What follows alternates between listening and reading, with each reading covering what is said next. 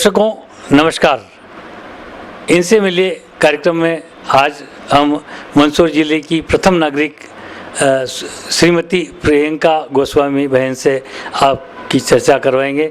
उनसे जिले के विकास के बारे में चर्चा करेंगे। उनके राजनीतिक, सामाजिक, पारिवारिक पहलों पर भी हम आज इनसे चर्चा करेंगे। श्रीमती प्रियंका जी गोस्वामी, हम देश टीवी में आपका हार्दिक स्वागत है। Thank you.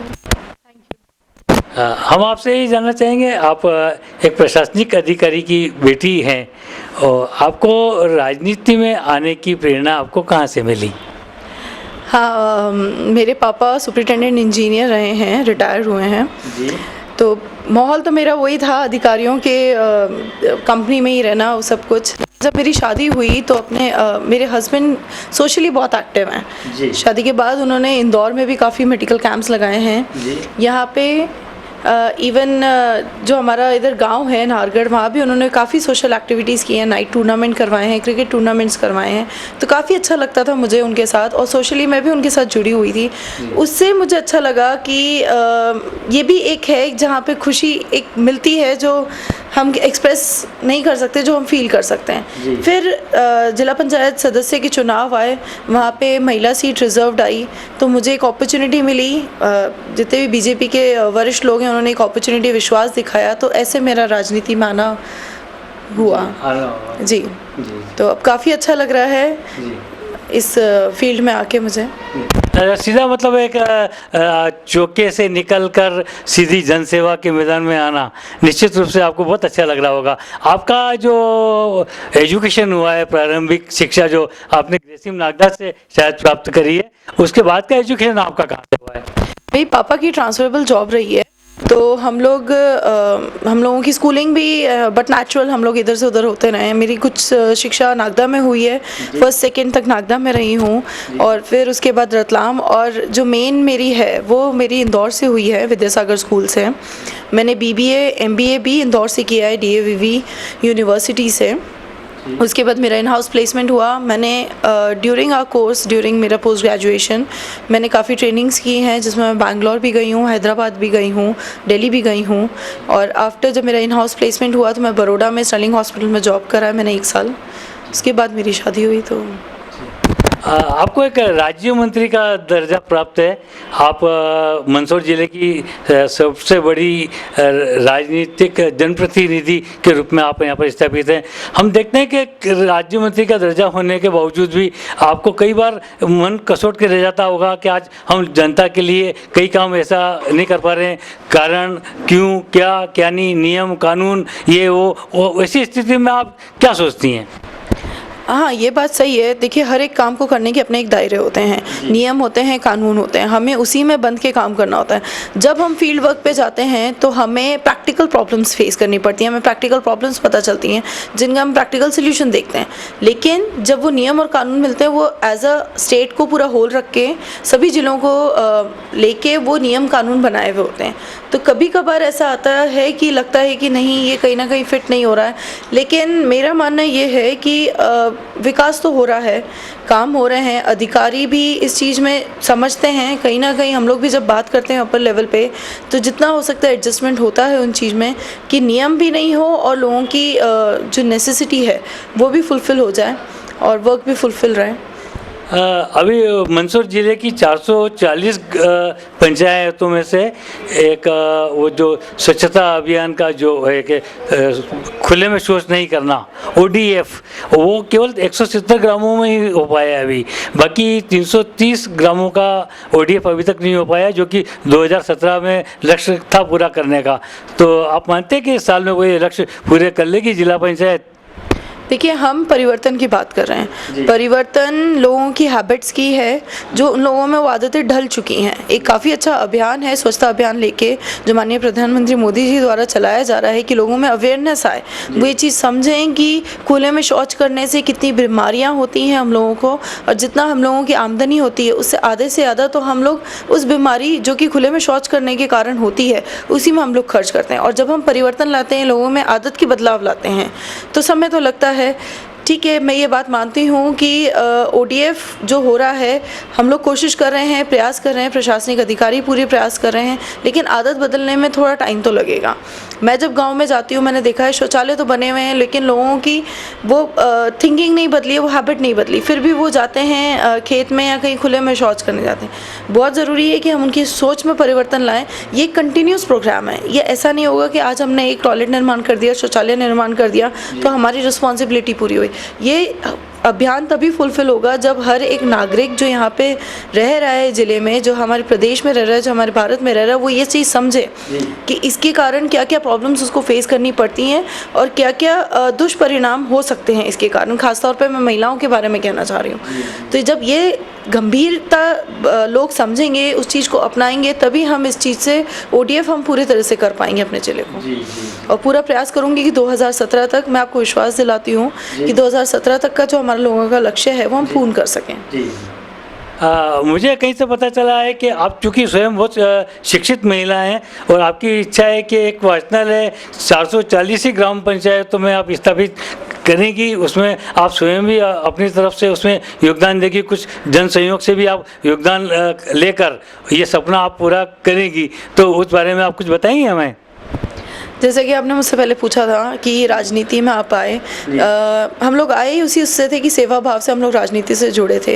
काफ़ी बुक्स भी मैं पढ़ती रहती हूँ और उसी में स्वामी विवेकानंद जी ने कहा है कि अगर हमारे देश का युवा, शिक्षित युवा अगर राजनीति से दूर रहेगा तो उस देश का विकास नहीं हो सकता, उस देश का भविष्य अंधकार में है। और वही सोच मेरी मानने की है, क्योंकि हमारा जो भारत है वो एग्रीकल्चरल, मेन उसकी इनकम एग्रीकल्चरल है, किसान प्रधान देश है। तो एग्रीकल्चर रिलेटेड, और माननीय मुख्यमंत्री जी का भी यही सपना है कि हम खेती को लाभदायक धंधा बनाएं।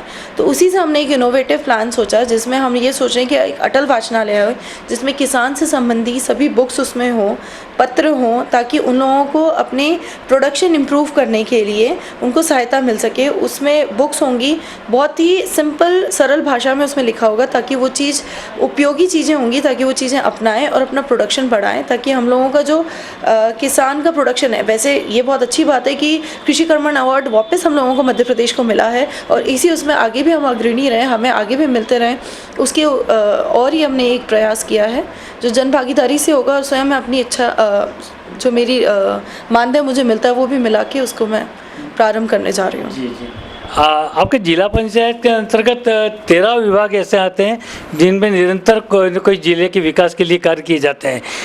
कहीं पे काम धीमे होते हैं, कहीं कहीं अड़चन आती है, कहीं पे हो भी जाते हैं। इतने बड़े क्षेत्र का जो विकास कार्य है उसकी मॉनिटरिंग आप किस तरह से करती हैं? 23 विभाग आते हैं जिला पंचायत के उसमें, जिनका मैं मॉनिटरिंग करती हूँ। पूरे प्रयास करती हूँ कि उन विभाग की जितनी भी गतिविधियाँ चल रही हैं उनको मैं मॉनिटर करूँ। काफ़ी चीज़ें आती हैं, मॉनिटरिंग उस किसी भी जो कार्य चल रहा है उसको एक गति प्रदान करता है। जब हमें पता चलता है जब अधिकारियों को ये पता चलता है कि एक पर्टिकुलर काम में जनप्रतिनिधि अपना इंटरेस्ट ले रहा है, उस चीज़ को मॉनिटर कर रहा है, तो उनमें भी एक जोश और उत्साह आता है। इसमें गाँव वालों का भी सहयोग रहता है, बाकी जनप्रतिनिधि जो लोकल हैं उसमें भी उन लोगों का भी सहयोग रहता है। तो पूरी कोशिश करती हूँ कि उनका मॉनिटरिंग हो सके, जितना हो सके। मैं अपने क्षेत्र में जाती हूँ, पूरे ज़िले का भ्रमण करती हूँ, जहाँ जहाँ प्रोग्राम्स होते हैं, कार्यक्रम होते हैं, वो अटेंड करती हूँ, समीक्षा करती हूँ, जो गतिविधियाँ चल रही हैं उनको मासिक त्रैमासिक समीक्षा करती हूँ उनकी। अभी बहुत सी जगह आंगनवाड़ी केंद्र के निर्माण होना है, कहीं चल रहे हैं कहीं नहीं, उसमें कई जगह ऐसे हैं जो काम आधे अधूरे छोड़ के लोग चले गए। आपको मालूम है इस बारे में कुछ? आंगनवाड़ी भवन जो हम लोगों के वैसे आईपीबी के तहत सीतामऊ सुहासरा ब्लॉक को चयनित किया गया, क्योंकि वहाँ पे कुपोषण का एक देखा गया था कि इंडिकेटर थोड़ा सा ज़्यादा था। उसके रिलेटेड वहाँ पे सभी आंगनवाड़ी बन रहे हैं। आंगनवाड़ी का काम हो रहा है, मनरेगा के थ्रू भी हो रहा है, जो महिला बाल विकास में जो राशि आई है उसके थ्रू भी हो रहा है। दोनों की जो पैसा आया है उससे मिलके आंगनवाड़ी भवन का निर्माण हो रहा है, मिनी आंगनवाड़ियाँ। मेन केंद्रित ये है कि बच्चों में कुपोषण ख़त्म हो, और ऐसा कहीं ना कहीं जो थोड़ा सा डिले हुआ है उसको भी किया जा रहा है, क्योंकि कहीं ना कहीं राशि की थोड़ी बहुत दिक्कत आती है कि कहीं भोपाल से राशि इस पर्टिकुलर में पहले आ जाती है, इसमें कहीं वो होती है, लेकिन उसकी एक गति है, वो पूरे होंगे।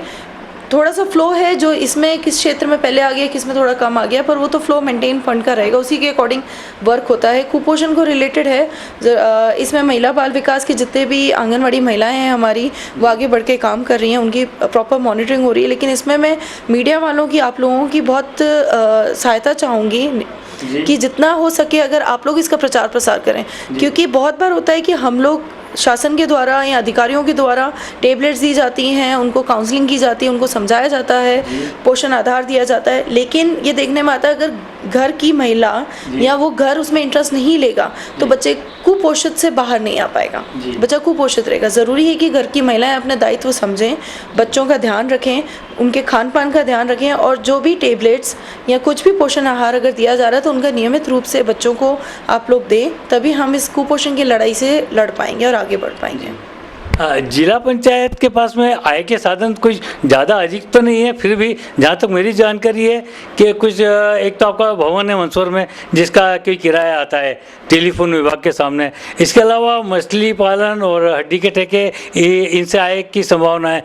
तो इस दिशा में आप कुछ आय बढ़ाने के लिए कोई प्रयास होगा कि आपके नेतृत्व में, जब आप जिला पंचायत की अध्यक्ष बनी हैं तो आपको कैसी कोई गुंजाइश लगती है कि हम जिला पंचायत में रहते हुए कोई अतिरिक्त आय जिला पंचायत में हो सके, इसके लिए कोई आप योजना बनाएंगे क्या?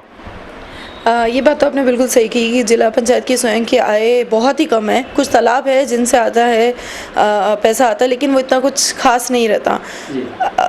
मैंने पहले भी ये प्रस्ताव, जिला पंचायत की हम लोगों की एक कमेटी होती है उसमें हम लोगों ने रखा है, हम सभी सदस्य उसमें बात कर रहे हैं कि कुछ ना कुछ ऐसा काम किया जाए जिससे जिला पंचायत की स्वयं की आय बढ़े, ताकि विकास का काम और हो सके।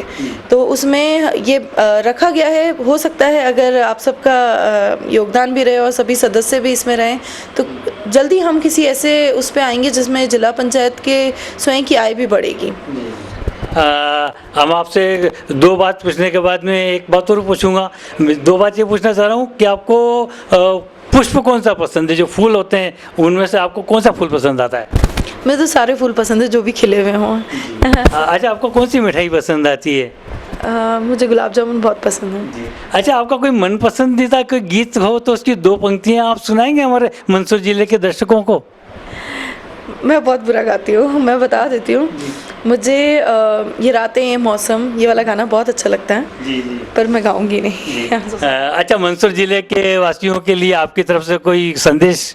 हाँ, मंदसौर के सभी रहवासियों को मेरा ये संदेश है कि आप लोग अपने आप को आत्मनिर्भर कराएं, क्योंकि मेरा मानना ये है कि अपने आप को अगर आप सशक्त करेंगे, आप अपने आप को अगर स्ट्रॉन्ग करेंगे, अपने आप को अपने पाँव पे खड़ा करेंगे तो आप में कॉन्फिडेंस आता है। और ये बात कहना चाहती हूँ कि स्वयं निर्माण ही राष्ट्र निर्माण होता है। जब आप, क्योंकि ये एक परस्वलंबी विकास है, जब हम खुद का विकास करते हैं तो हम अपने परिवार का विकास करते हैं, अपने समाज का विकास करते हैं, और ऐसे ही अपने ज़िले का और राष्ट्र का निर्माण होता है और उसका विकास होता है। तो आप लोगों से बस यही है कि काफ़ी योजनाएं संचालित हैं, आप लोग उनका लाभ उठाएं, लेकिन साथ ही साथ आप अपने आप को भी पाँव पे खड़े करें, अपने आप में वो स्किल डेवलप करें कि कल को अगर आपको कहीं से भी कोई भी ज़रूरत हो तो आप अपने परिवार को अपने स्किल के द्वारा आप उनको सपोर्ट कर सकें, अपने परिवार को चला सकें।